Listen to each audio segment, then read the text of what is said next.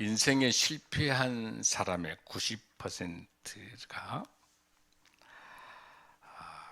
패배한 것이 아니고 그 90%는 그만둔 것이다.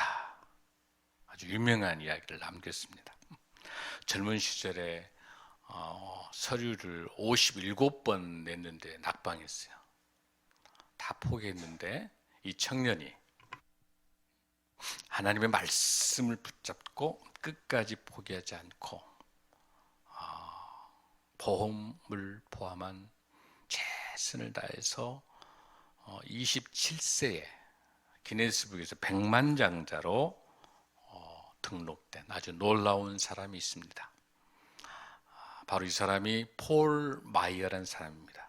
제가 대학에서 강의할 때 제가 리더십 과목을 가르쳤는데 이 폴 마이어의 5단계 리더십을 책을 가지고 한 8년간 강의를 했는데 이 책을 통해서 많은 우리 대학생들이 변화가 됐고 또 특히 제가 이 폴 마이어가 세운 재단이 리더십 매니지먼트 인스티튜트 인터내셔널이라는 LMI라고 하는 그 기관이 있는데 제가 그곳에서 LMI 이 기관에서 저도 리더십 코치의 자격을 받은 적이 있습니다. 아주 유명한 세계적인 70개국에 가 있는 아주 유명한 리더십 센터입니다.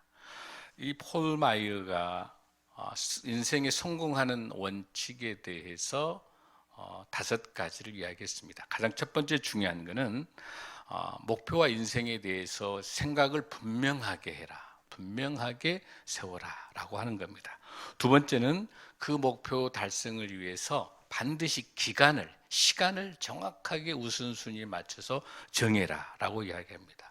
세 번째 단계는 이 일들을 목표를 달성하기 위해서 열정과 또 어떤 욕망, 어떤 갈망을 가져야 된다라고 이야기를 했습니다. 네 번째는 반드시 이 일은 성취될 수 있다라고 하는 확신, 자기에 대한 확신을 갖는 것이다. 그리고 마지막 5번째는 그 목표를 달성하기 위해서 반드시 내가 이 일을 해낼 수 있다라고 하는 결의를 가져라라고 하는 것들을 5가지를 설명했습니다. 이 폴 마이어는 이 자기가 세웠던 5가지 규칙대로 했습니다. 그런데 가장 그 밑에는 하나님의 말씀에 대한 신뢰를 가지고 있는 하나님이 주신 힘으로 가능하다라고 한 거죠. 그래서 이 폴 마이어는 지금도 40개 기업을 가지고 있습니다. 소프트웨어, 금융, 그다음에 출판 여러 가지 40개 그룹을 가지고 있는데 모든 수익의 50%를 지금도 기부하고 있습니다.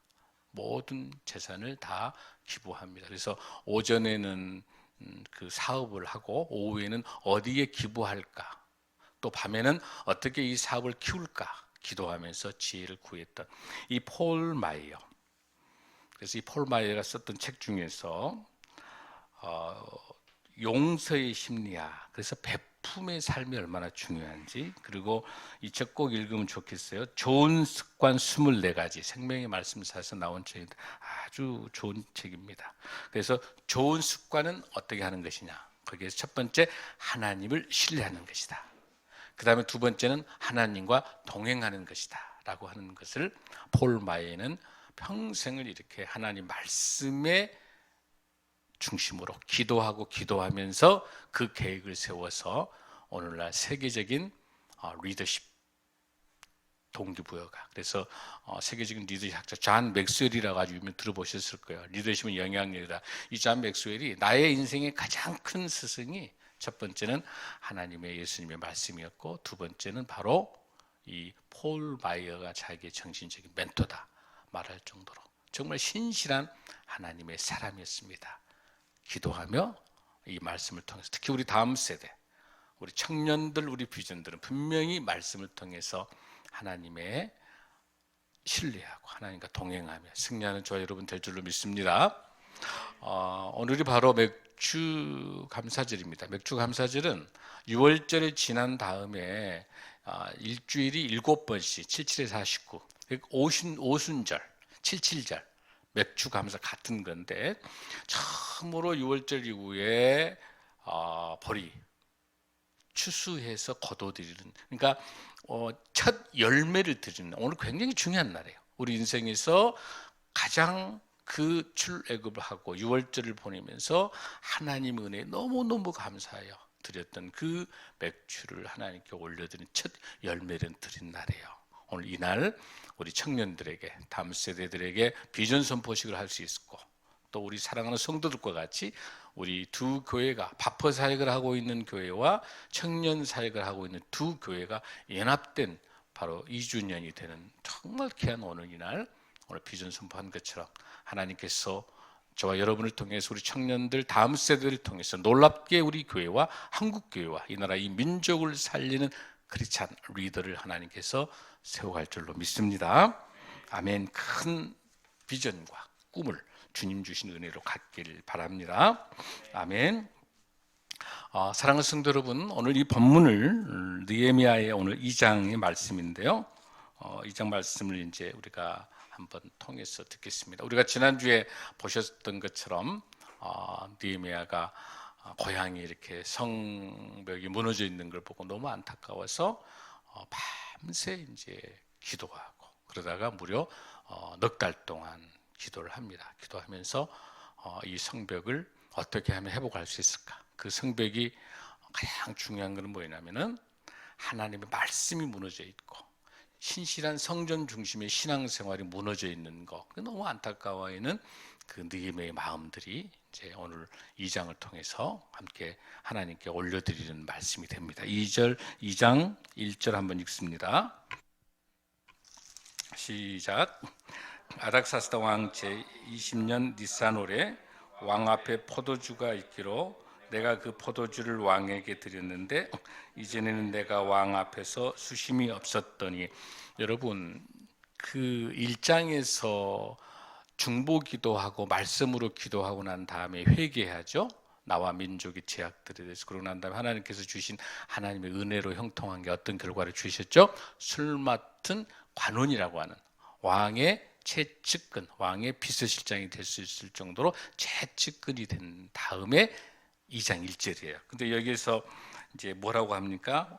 날짜가 아닥사스다 왕 제20년 니산월이란 말이 나오고, 여러분 1장에 보면은요 뭐가 나오냐면 아닥사스다 왕 제20년 같은 20년이에요. 그런데 거기에 기스르월이라는 월이 나와요. 즉 무슨 뜻이냐면 이 기스르월이라고 하는 것은 11월에서 12월 정도가 되는 거예요. 그리고 니산월은요 유대력으로서 바벨론력으로서 3월 4월이니까 기도가 시작됐던 것이 언제까지? 넉 달 동안 집중적으로 기도하는 거예요. 성벽 문제를 어떻게 해결할까? 그러니까 기도하면서 계획을 세웠던 거죠. 하나님이 주신 그 기회, 하나님 제가 이러이러한 계획을 세워서 성벽을 회복하려는데 이 2장에서 이 하나하나 계획이 나타나는데 그 계획을 위해서 넉 달 동안 기도하면서 계획 세우는 거예요. 우리 청년들도 여러분의 인생에 대해서 기도하면서 어떻게 내 인생을 살 것인가, 정치, 경제, 사회, 문화 어느 모든 영역에서 어떻게 살 것인가에 대해서 기도하며 계획을 세울 때 하나님께서 그 계획을 응답할 줄로 믿습니다. 여기 느헤미야도 그렇게 한 4개월 정도 기도하면서 계획을 세웁니다. 자, 2절 한번 읽습니다. 시작. 왕이 내게 이르시되 내가 병이 없거늘 어찌하여 얼굴에 수심이 있느냐, 이는 필연 내 마음에 근심이 있음이라 하더라. 그때 내가 크게 두려워하여. 여러분 1절에서 왕 앞에서 수심이 있다고 한 것은 안 돼요. 왜냐하면 그 왕 앞에서 수심이 있어버리면 뭔가에 그 먹는 음식에 포도주와 음식이 뭔가가 있는 거예요. 그러니까 만약에 옆에 있는 경비병이 바로 칼을 빼서 느헤미야를 죽여도 할 말이 없어요. 왜? 어때야 돼요? 그 비서실장은 항상 얼굴이 즐겁고 기뻐야 된단 말이에요. 뭔가 수심이 있다고 하는 건 불안한 거잖아요. 뭔가에 불안이 있는 건 안 되는 거예요. 그러니까 근데 그 상황을 보고 뭐라고 합니까? 왕이 첫 번째 질문하는 거야. 네가 병이 없는데 어째 얼굴이 수심이 있느냐? 여러분 왜 그러겠어요? 넉 달 동안 집중적으로 기도하면서 하나님께 지혜를 구하지만은 그 과정 속에 얼마나 금식하고 얼마나 마음이 주님을 향하면서 이 문제 해결하는데 얼마나 얼굴이 힘들겠어. 고향을 생각할 때마다, 조국을 생각할 때마다. 그러니까 0.01초 그 순간인데 그걸 아닥사스다 왕이 딱 캐치를 한 거예요. 왜? 느헤미야를 너무 사랑하고 너무 신뢰하는 자기 가장 아낀 부하기 때문에 왕이 그거를 캐치를 하고 보고 왜 수심이 있느냐 이렇게 물어본단 말이에요. 그랬더니 필연 네 마음에 근심이 있다. 여기서 처음으로 왕이 질문하게 되는 거야. 네가 병이 없는데 어찌 수심이 있느냐. 그랬더니 그때에 내가 크게 왜 두려워하라. 왜 느헤미야가 두려웠을까. 왕이 수심이 있다 하면서 수심을 보고 걱정이 있다 하니까 뭔가 이 왕이 이런 질문을 하게 되면 무서운 질문이거든요. 즉 왕이 죽일 수도 있는 상황. 그러니까 두렵죠. 하나님을 의지하고는 있지만 느헤미야는 두려움도 있는 거예요. 그러나 이 마음속에 조국 유대 이스라엘에 회복돼야 되는 성벽 회복하는 걸 놓고 기도해왔던 사람이기 때문에 하나님께서 다시 느헤미야를 3절에서 이렇게 설명합니다. 자, 3절 한번 읽습니다. 시작. 왕께 대답하되 왕은 만세수를 하옵소서. 내 조상들의 묘실이 있는 성읍이 이제까지 황폐하고 성문이 불탔사오니 내가 어찌 얼굴에 수심이 없사오리까. 여러분 여기서 잘 배우셔야 돼요. 느헤미야가 이 위기에 어떻게 얘기합니까? 왕이여 만세수를 하옵소서. 그러니까 먼저 왕을 칭송하죠. 이거는 아부하는 언어인가요? 아니에요.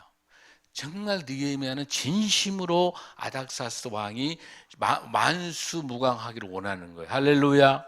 여러분 직장 안에서 여러분 힘들게 하는 사람이 있을 수 있어요. 별 사람 다 있는데 여러분의 상사를 이렇게 축복하세요. 도저히 축복할 수 없어도 축복하세요. 할렐루야. 축복해야 마음이 교감이 돼서 감정이 열려서 그 사람도 마음을 열어요. 그러니까 왕이 마음을 열 수 있도록 먼저 말을 지혜롭게 한 거예요. 그러고 난 다음에 뭐라고 합니까?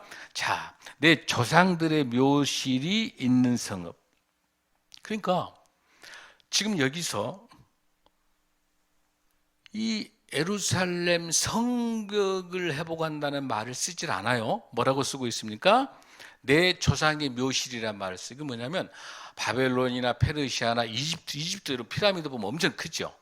그러니까 자기 조상의 묘실은 엄청나게 크게, 우리나라도 부잣집들 보면 막 그 묘지를 크게 만들잖아요. 그러니까 다른 거는 몰라도 묘실이 허물어졌다 한다면 페르시아에 있는 왕도 동정해 줄 수 있다. 아, 그래, 너희 조상의 묘실이 이렇게 허물어지고 그랬구나 하니까 교감을 가질 수 있는 거예요. 그러면서 뭐라고 합니까?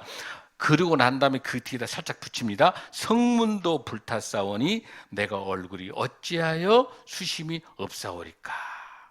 그러니까 여러분 지혜자는 권력이, 지도자가, 상관이 어떤 말을 사용하면 싫어하는지, 어떤 말을 사용하면 좋아하는지를 잘 알아야 돼요. 자기 생각만, 자기 주장만 하는. 여기는 어떤 말을 쓰는가요? 그 페르시아 왕도 공감할 수 있는 내 조상의 묘실이 무너졌다라고요. 그거는 바꿔서 말해서 뭐예요? 바꿔서 말해서 결국은 예루살렘 성벽이 무너졌단 말이랑 같은 말이에요. 그 말을 바꾼 거예요. 그러니까 여러분들 어떤 걸 충고한다든지 자문할 때 직설법 쓰면 안 돼. 직접 대놓고 하면 어떤 지렁이도 꿈틀거려요. 그러니까 아주 부드러운 말로, 아주 기분 좋은 말로, 할렐루야, 이 느헤미야 지혜를 배우시기 바랍니다. 네, 그래서 언어 사용하는데 얼마나 지금 느헤미야가 신중한가요? 단어 하나하나를 얼마나 신중히 쓰고 있습니까? 자, 4절 한번 읽습니다. 시작. 왕이 내게 이르시되 그러면 내가 무엇을 원하느냐 하시기로 내가 곧 하늘에 하나님께 묵도하고. 자, 두 번째 질문. 네가 뭘 원하느냐? 여러분 이렇게 질문하게 되면은 보통 사람들은 바로 뭐 말을 이렇게 한다든지. 그런데 만약에 대통령께서 갑자기 물어본다면 준비 안 되면 답변 못 하겠죠. 그러니까 여러분 어떤 상황에 인생 살다 보면 급히 어떤 질문을 받고 급히 답을 해야 될 때 있을 때 0.001초에 뭘 해야 되냐면 화살 기도를 해야 돼. 바로 이 느헤미야는 평상시 기도했던 사람이기 때문에 왕이 딱 물어보니까 바로 답하면은, 잘못하면 죽느냐 사느냐 문제예요. 근데 바로 답을 하질 않고 0.01초에 뭐합니까? 하나님, 하늘의 하나님께 묵도하고, 이게 화살 기도고요. 이게 순간 기도예요. 지금으로 말하면 카톡 기도예요. 바로 여러분들 지금 급히 이 문제가 발생했는데 전화해달라, 기도해달라고 요청할 때 그 화살 기도를 하는 거예요. 즉 기도가, 순간의 기도가 우리 인생의 역사를 바꿉니다. 할렐루야. 철저히 하나님의 도우심을 간구하면서 그 넉 달 동안 기도했음에도 불구하고 느헤미야는 또 그 왕이 막 질문하니까 바로 답하지 않고 하나님의 지혜를 구해서 답을 합니다. 자, 5절 한번 우리 읽어보겠습니다. 시작. 왕에게 말되 왕이 만일 좋게 여기시고 종이 왕의 목전에서 은혜를 얻어싸우면 나를 유다 땅 나의 조상들의 묘실이 있는 성읍에 그 성을 건축하게 하옵소서. 할렐루야. 그러니까 하나님이 주신 지혜가 뭐냐면 바로 질문하니까 왕이요 저 뭐뭐하게 해주세요. 그렇게 안 하는 거예요. 뭐라고 합니까? 왕이 만일 좋게 여기신다면, 모든 이 일들을 내가 능력을 가지고 내가 어떤 회사에 일할 때 내가 실력이 있어요. 직원이 그냥 완벽하게 일을 처리했어요. 이제 상관이 물어봐요. 사장님께서 사장님 괜찮습니다. 제가 해낼 수 있습니다. 굉장히 잘했는데 은근히 사장은 서운할 수 있어. 자기가 다 할 수 있지만 그 사장님 이건 어떻게 할까요? 이건 어떻게 할까요? 물어보는 지혜가 필요합니다. 자기가 능력이 있어. 여기는 이미 느헤미야는 답을 갖고 있고 질문에도 갖고 있지만 그렇게 안 합니다. 뭐라고 합니까? 왕이 만일 좋게 여기시면, 전제를 해요. 이 모든 것이 왕의 결정에 의해서 이루어지도록. 그러면서 뭐라고 합니까? 종이 왕의 목전에서 은혜를 얻어. 이게 하나님께서 아닥사스다 왕의 마음을 감동시키셔서 질문하게 만들고 계신 거거든. 철저히 뒤에 지금 하나님이 역사하고 계시는 거예요. 그래서 왕의 목전에서 은혜를 얻어 싸우면 나를 유다 땅 나의 조상들의 묘실에 있는 성읍에 보내어 그 성읍을 건축하게 하소서. 사랑하는 성도 여러분, 여러분이 세웠던 이 계획도 아닥사스다 왕에게 있어서 이 계획이 느헤미야는 기도와 병행하면서 계획을 세우는 거예요. 이 말을 다 준비해 놓은 거예요. 하나님의 지혜를 구한 거예요. 그러면서 나의 조상들의 묘실. 여러분 여기서 왜 문제가 발생하냐면 에스라 4장 11절에 보면 이렇게 돼요. 아닥사스다 왕에게 올린 그들의 초보는 이러하니 강 건너편에 있는 신하들이, 바로 이게 뭐냐면 유브라데스 강 서쪽에 있는 거가 시리아라든지 또 팔레스타인 그 지역에 가나안 이런 지역에 있는 총독들이 예루살렘 성벽 쌓는 거를 반대했어요. 뭐라고 모함을 했냐면 13절에 이렇게 돼 있어요. 이제 왕은 아시옵소서. 만일 이 성읍을 건축하고 그 성곽을 완공하면 저 무리들이 다시는 조공과 관세와 통행세를 바치지 아니하리니 결국 왕들에게 손해가 된다라고 하면서 거짓말로 모함하면서 성벽을 못 쌓게 만든 거예요. 그랬더니 24절에 이렇게 됩니다. 21절에서 이제는 이 명령을 정하여 그 사람들에게 공사를 그치게 하여 그 성을 건축하지 못하게 하고 내가 다시 조서를 내리기를 기다리라. 그러면서 성전 공사가 바사왕 다리오 제2년까지 중단돼요. 그러니까 BC 520년에 딱 중단돼요. 그러다가 나중에 학개와 스가랴에 의해서 4년 동안, 즉 516년에 성전이 완공돼요. 중단됐다가. 그러니까 이미 성벽은 무너져 있는 상태에서 성전만 됐지만은 계속해서 그 사마리아에 있는 총독들이 계속해서 이 성벽을 못 만들게 하니까 허물어 있는 거예요. 그러니까 150년 동안 허물어져 있었던 그 성벽이 있는 거야. 그런데 또 하나 왜 이런 문제가 발생하냐면 이 금지 명령을 누가 했냐면 아닥사스다 왕이 성벽을 쌓지 말라고 했단 말이에요. 왕의 명령인데 왕의 명령을 번복할 수 없는 거예요. 한 번 했던 명령이니까. 그러니까 얼마나 지혜롭냐면 성벽을 회복시켜준다고는 허락해 줄 수가 없는 거예요. 그렇죠? 뭔가를 다른 방법으로 말하지 않으면 성벽이 이미 금지됐는데 다시 성벽을 쌓게 해달라고 느헤미야가 말할 수 없는 왕의 권위가 문제가 발생하는 것이죠. 또 실질적으로 얼마 전에 시리아의 총독이 반란을 일으켜가지고 그 사건이 발생해서 어렵게 거기를 진압한 적이 있어요. 그러니까 총독들이 그러니까 이 말이 몇 개 들어가는 거예요. 이렇게 모함과 시기 질투한 몇 개. 그러니까 여러분들 직장 생활하면서 모함, 시기 질투가 있는데 그게 그럴싸하게 몇 개 들어가요. 상사들은 상사들을 위한 것만 생각하는, 여기도 마찬가지. 이 아닥사스다 왕에게 이렇게 모함하니까 성벽 그러면 앞으로 조공도 안 바치고 통행시도 안 바치고 세금도 안 낼 것 같으니까 그러면 성벽 쌓게 하지 마라, 침입에 들어오겠다, 이렇게 생각한 거죠. 자, 그런 상황을 보고 지금 느헤미야가 지혜롭게 뭐라고 이야기합니까? 예루살렘 성벽을 회복한 게 아니라 내 조상의 묘실을 회복할 수 있도록, 그러고 난 다음에 나를 보내달라고 이야기합니다. 자, 그래서 6절 한번 읽습니다. 시작. 그때 왕후도 왕 곁에 앉아 있었더라. 왕이 내게 이르시되 네가 몇 날에 다녀올 길이며 어느 때 돌아오겠느냐 하고, 왕이 나를 보내기를 좋게 여기시고 내가 무엇을 정하고 기한을 정하고. 여기에 재미있는 게 하나 나타나요. 여러분, 그때 아무 대사도 없는 누가 나타나? 왕후가 나타나죠. 왕후가 나타나죠. 근데 제가 히브리어를 찾아보니까 이 왕후에가 정관사가 붙어 있어. 그 말은 무슨 뜻이냐면 느헤미야도 아는 왕후인 거야. 첩이 많잖아요. 여러 첩들 중에 많이 있는데 이 왕후가 왜 이 느헤미야 책에 써져 있냐면, 여기서 왕후가 무슨 말 했단 말 안 나오면서 딱 기록된 거는 뭐냐면, 이 왕후까지도 하나님께서 들어 쓰셔서 이 느헤미야가 성벽을 고치기 위해서 유다 땅에 이스라엘을 가는 것을 이 왕후마저도 도와주고 있는 거예요. 할렐루야. 하나님이 역사하는 거예요. 그러면서 여기서 뭐라, 그런데 몇 날에 다녀오고 언제 갔다. 왜 그러겠어? 왕 입장에서는 지금 얼마나, 두 가지예요. 네가 언제 올 거야. 왕이 너무나 느헤미야를 사랑하니까 아닥사스다 왕이 언제 올 것인가 확인한 게 하나 있고, 얼마나 계획을 철저히 세웠느냐, 네가 언제 마치고 올 것인가를 물어봐요. 그것까지도 느헤미야는 계산해놨어. 뭐랍니까? 기한을 정하고. 할렐루야. 여러분 인생의 목표를 세울 때 반드시 언제, 내 나이에 언제 뭐 할 것인가 반드시 기한을 정해야 돼요. 할렐루야. 느헤미야는 기간을 정해서 이 기간 언제 돌아오겠다고 왕에게 딱 말을 하게 되는 거예요.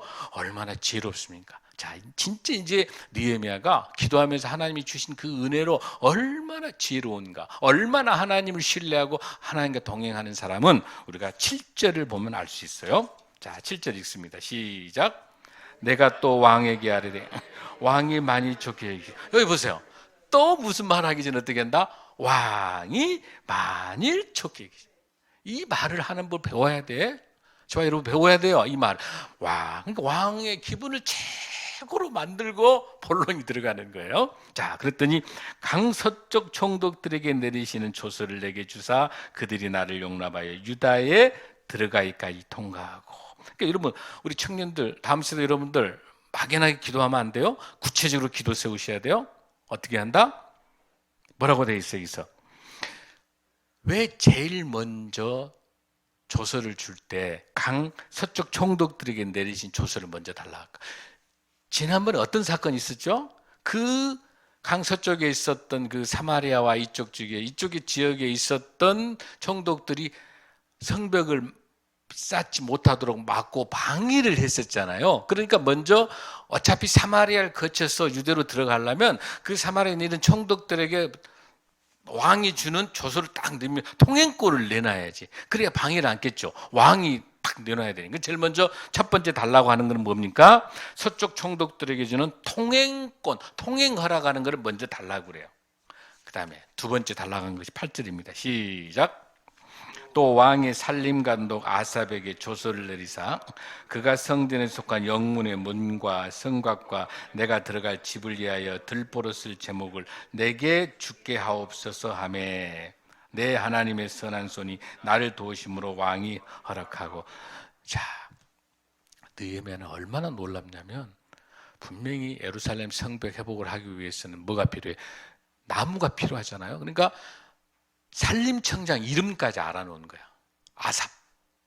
그러니까 뭘 필요로 할 때 바로 산림청장 아삽을 딱 들이대고, 이 아삽이 나무로 엄청나게 가지고 있는데, 첫째, 영문의 문과 성곽과 내가 들어가야 될 내 집. 왜냐하면 조상의 묘실에 대한 거니까 거기 가서 느헤미야가 총독으로 가가지고 자기 집 관사와 자기 집이 있어야 되니 그 나무까지도 제목을 내게 주옵소서. 두 번째 제안을 한 거예요. 얼마나 구체적입니까? 아삽 이름까지 미리 알아내는 거야. 할렐루야.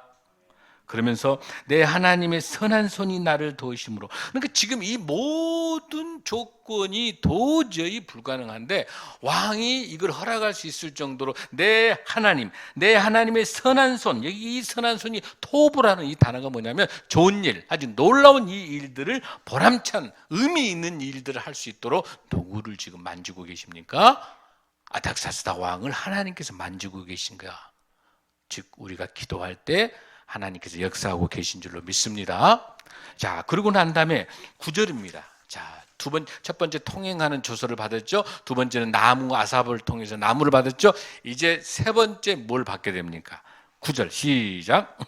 군대 장관과 마병을 보내어 나와 함께 하게 하시기로 내가 곧 서쪽에 있는 총독들에게 이르되 왕의 조서를 전달하였더니.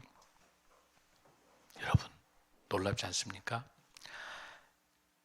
지금 얼마나 지혜로운 것이 요청이 되냐면 이제는 왕이 아닥사스다 왕이 일하기 아닥사스다 왕인지 감동되니까 자기 왕실 궁정 친위 부대를 보내주는 거야. 그러니까 지금 여기서 만약에 느헤미야가 총독으로 가가지고 그 공사를 회복하게 되면 유대인들의 성벽이 회복되는 거란 말이에요. 그러면은 뭐가 아닥사스다 왕이 조서를 내려가지고 성벽 쌓지 마라라고 하는 것이 왕의 명령이 서로 충돌하죠. 그러니까 여기서 어떻게 이야기하냐면 군대 장군이라고 하는 걸 왕의 친위 부대가 지금 쫙 가면서 느헤미야하고 갈 때 왕의 친위 부대가 가고 마병이 가고 있는 건 뭐냐면 이 성벽을 고치는 거는 느헤미야가 말한 유대 민족의 성벽을 고치는 무너져 있는 성벽을 고치는 게 아니라 전략상 전투를 위해서 시리아 이집트의 공격이 들어오기 때문에 페르시아의 공격 전략상 이 예루살렘에 있는 이 성벽은 페르시아의 아닥사스다 왕이 필요한 전력을 전투를 위해서 이방 민족의 침입을 막기 위해서 세우는 페르시아의 왕 아닥사스다 왕의 성벽이 세워지는 거야. 할렐루야. 그렇기 때문에 친위 부대를 보내는 거고 마병을 보내는 게 할렐루야. 놀랐습니다. 하나님이 어떻게 역사하시는가? 이렇게 역사하시는 거야. 이게 뭐냐면 이게 하나님의 히든타임이에요. 우리는 몰랐어요. 우리에게 너무 고달파요. 150년 동안 무너져 있는 성벽 때문에 얼마나 많이 무너지고 거기에는 너무너무 가난하고 찌들고 병들고 하는 우리 이스라엘 백성도 유다 백성도 남아요. 똑똑한 사람들은 1차에 한 5만 명, 4만 9천 명이 스룹바벨을 통해 가지고 갔다가 1차로 귀환한 게 한 4만 9천, 한 5만 명. 뭐 또 2차 에스라 통해 오는데 남고 남아있는 엘리트들은 다 바벨론 포로로 쫓겨나서 거기 남아있는 별 볼 일 없는 불쌍한 사람들만 있는 너무너무 비참한 이스라엘 상황인데 도저히 성벽 회복할 수 없는데 하나님께서 그 히든타임을 이용해서 하나님이 역사하셔서 놀랍게 그 친위 부대를 데리고 와서 역사한 줄로 믿습니다. 성도분, 우리 인생 살면서 우리에게도 그런 시기가 있죠. 그만두고 싶어. 내가 여기까지 왔는데 내가 공부도 하고 취업하기 위해서 내가 혼신을 다 했는데 왜 내 일이 이렇게 안 풀릴까? 나는 왜 이렇게 힘들까? 내가 여기서 그만둘까? 때에 따라서는 어떤 분들은 자살도 생각하고 어떤 사람들은 포기할까? 다 그런 수많은 여러분의 인생에 광야와 같은 고난을 겪었을 거예요. 그러나 그 고난과 역경 속에 하나님의 히든타임이 있는 거예요. 하나님의 은혜의 시간이 있었던 거예요.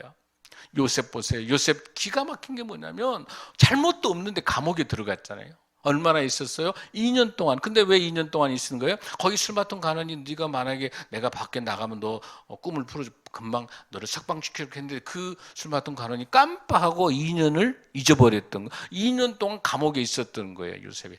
근데 알고 보니 그 2년의 감옥 생활의 광야와 같은 힘든 그것이 헛성세력을 한 게 아니라 그때 마침 그 조정 속에가 그 애굽 속에 반란이 일어났던 거예요.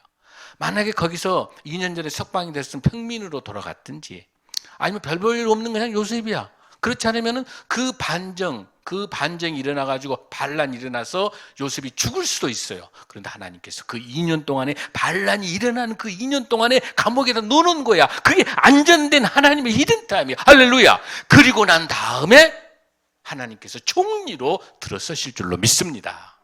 우리 인생 살면서 여러분 어려운 이 고난이 있을 때 이 느헤미야가 얼마나 많은 고난과 역경을 겪으면서도 얼마나 많은 수모와 자존심이 상했으면서도 참아내는 건 뭐냐면 하나님의 시간표가 있기 때문에 가능한 줄로 믿습니다. 얼마나 악랄하게 방해를 했냐면 여러분 10절 한번 읽습니다. 시작. 호른 사람 산발랏과 종이었던 사람 도비아가 이스라엘 자손을 흥황하게 하려 사람이 왔담을 듣고 심히 근심하더라. 여기 보면은 2장 19절에도 도비아와 산발랏이 나오고요, 13장 28절에도 나오고 계속해서 도비아 산발랏이 나오는데, 이 도비아가 산발랏이라고 하는 사람은 뭐냐면 모압과 암몬의 사람이야. 그래서 하나님께서 신명기에서 23장에서 뭐라 하냐면 암몬과 모압 사람하고는 도저히 상종하지 마라. 하나님께서. 왜냐하면 누구의 후손이에요? 그 롯이 자기 두 딸하고 결혼해서 근친상간에서 난 사람이 모압과 암몬인데 끊임없이 괴롭혔어. 그래서 이스라엘 백성들이 출애굽할 때도 그랬고 수만할 때마다 먹을 것도 주지도 않고 계속해서, 또 하나 나중에 발람에게 뇌물 줘가지고 저주하라고 했던 거야. 그러니까 하나님께서 신명기 23장 3절 6절에서도 뭐라고 하냐면은 뭐 암몬 사람과 모압 사람은 여호와의 총에 들어오지 못하리니 그들에게 속한 자는 10대뿐만 아니라 영원히 여호와의 총에, 즉 이스라엘 공동체 들어오지 못하고 하나님이 딱 막아버린 거야. 이런 사람이 모압과 암몬인데 그 사람의 후손이 누구야? 산발렛과 도비아예요. 얼마나 방해를 계속 방해하는 거예요. 하나님의 일 속에도 마귀 사탄이 방해가 있어요. 성령으로 깨어서 하나님 말씀으로 붙잡을 때 저와 여러분이 승리할 줄로 믿습니다. 느헤미야가 기도할 때, 끝까지 하나님 의지할 때, 하나님의 은행 속에 하나님이 고이고이 간직하고 하나님이 너무너무 귀하게 쓰기 위해서 하나님 은행의 VIP 고객이 느헤미야예요. 기도로 적금하고 말씀으로 적금해놨더니 하나님께서 그 넉 달 동안 기도할 때 하나님의 은행 속에서 하나씩 빼서 통행권 주시죠. 하나씩 빼서 나무와 그 건물을 지을 수 있도록 그 아삽을 통해 가지고 제목 나무를 아주 좋은 나무 주시죠. 또 하나님이 그 안에 잘 간직해놨던 뭘 줍니까? 그 아닥사스다 왕을 감동시켜서 하나님의 은행 속에서 뭘 빼줍니까? 지금 그곳에서 마차와 그 어마어마한 마병과 친위 부대를 줘가지고 그 통행하기 위해서 예루살렘의 성벽을 회복시키시기 위해서 하나님의 은행의 VIP 고객 느헤미야를 기도로 말씀으로 깊게 채우는 그 은행 속에, 하나님의 은행 속에 쌓아놨을 때 우리 인생이 꼭 필요할 때마다 하나님의 히든타임 속에서 귀하게 쓰임받는 저와 여러분이 될 줄로 믿습니다. 하나님의 은행에 우리가 적금 많이 하십시다. 기도와 말씀과 찬양으로 하나님께 귀하게 적금 잘 넣어놓으면 하나님의 은행이 꼭 필요할 때 우리를 VIP 고객으로 하나님 마음껏 들어서실 줄로 믿습니다. 할렐루야. 우리 다 함께 일어나서 기도하겠습니다.